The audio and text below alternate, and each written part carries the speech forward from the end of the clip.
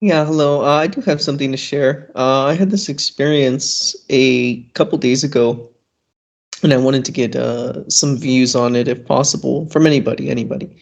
Um, in this experience, I would be standing in front of Dwayne, and he would be talking to me, and I wouldn't exactly remember about what, but as he was talking, I would look at his neck area, and I could see when someone wears like a silicone skin or like a fake skin, it kind of ruffles around the neck, or it can kind of end at the neck, so it kind of leaves a line. And I seen that, and I knew that it was like a mask, and so I went and I grabbed it, and when I grabbed it, I peeled it off. And when I peeled it off, instead of Dwayne, it was Paul talking to me.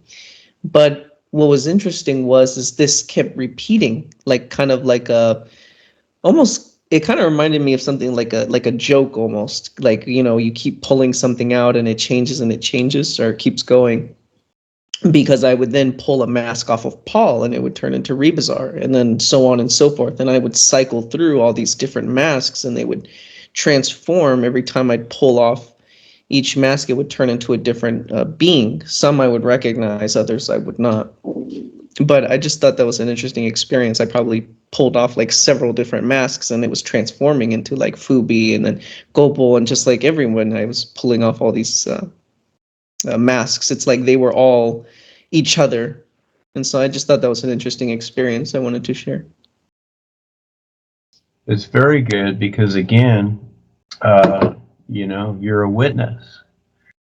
And we have to understand our positions here, as we come through this. The witnesses are very important, like a courtroom drama. Two people can have an idea. Let's say they're in a traffic accident and they say, well, it's his fault or it's his fault. Well, again, it's one against the other, one word against the other. Okay. And that's understandable because each side, they have their story. But then there becomes a witness that witnesses the accident. And so what does the court or the judgment look to? It looks to the witness. Looks to the witness.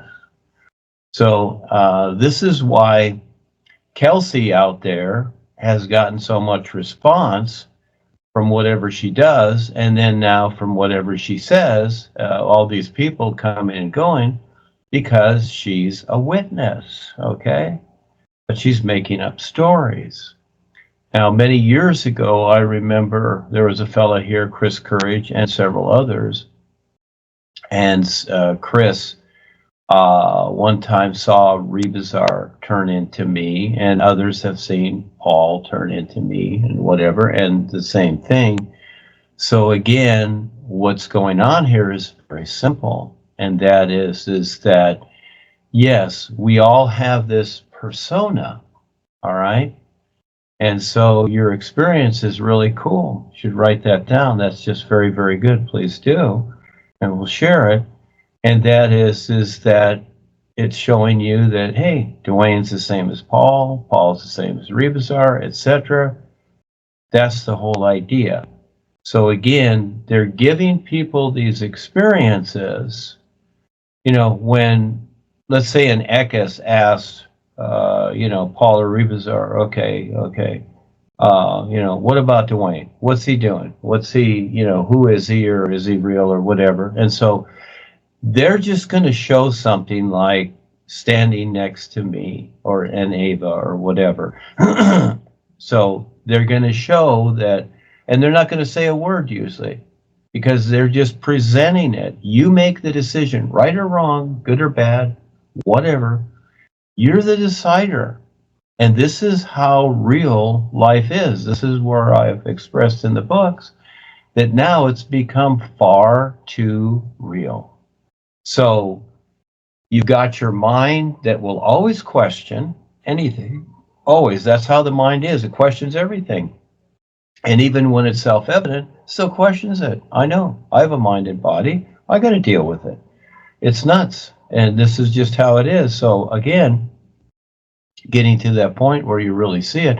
But once you see the is and you understand how it is, then you have a different view. And yes, you can handle, you can deal with your personal self. Still got to deal with it. Yeah, however it goes.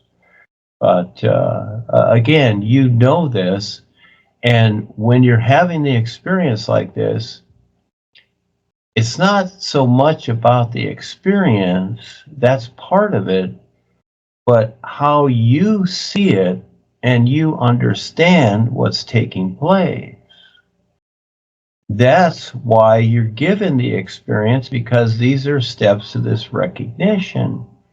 And so again, known the best seers, and they had all kinds of experiences with Paul and Rebisar and the real guides, and they still went somewhere else because they didn't see the isness of life is. This is very, very important. And I'm going to make a little bit longer speech here. And I saw the other day again, they were advertising on the internet somewhere, Eckhart Tolle's book, The Power of Now.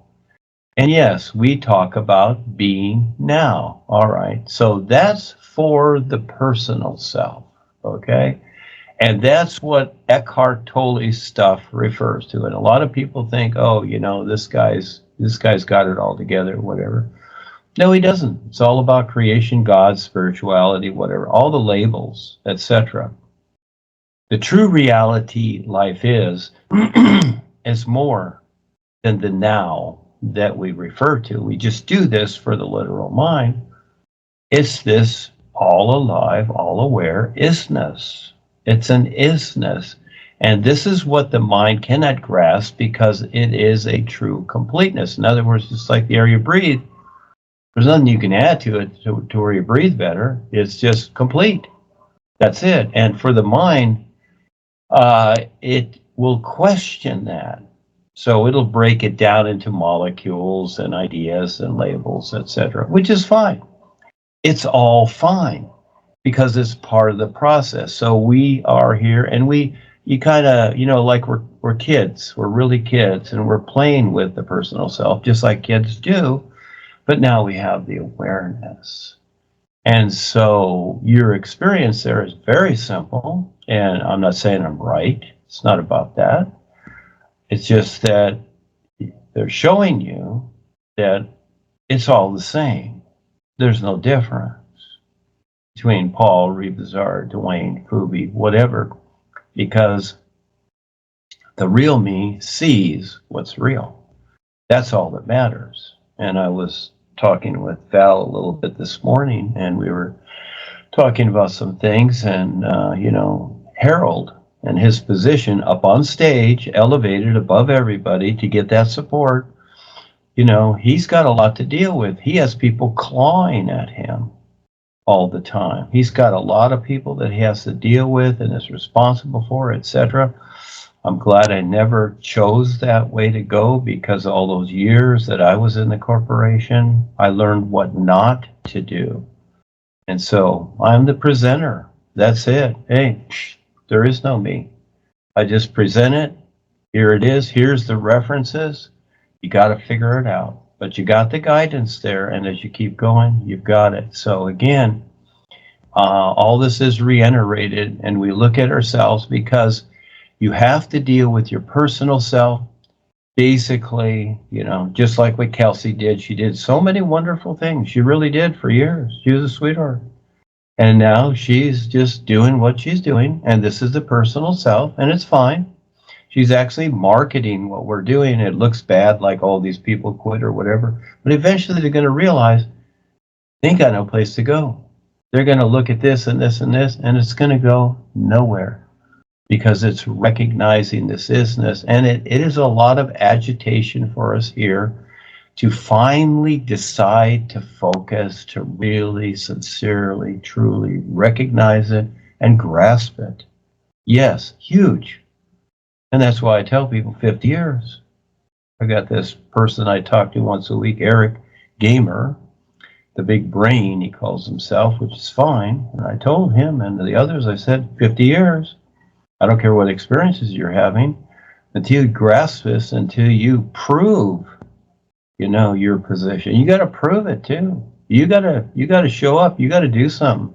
You know, it's not just about, oh, I had this experience with Rebisar. Okay, so what? That means like you met the coach of, the LA Rams. Goody, goody. Well, is he going to let you on the field to play? Are you going to step up and play the game? Or are you going to be part of the audience? So again, this is where it gets very real. And it's very simple, but to recognize this, it's very special. And so again, that's very good experience, Jeremy. Thank you for sharing it. It helps me here too, because I have this wobbly mind I have to deal with. That's how it is. And someday it'll be gone. I see that.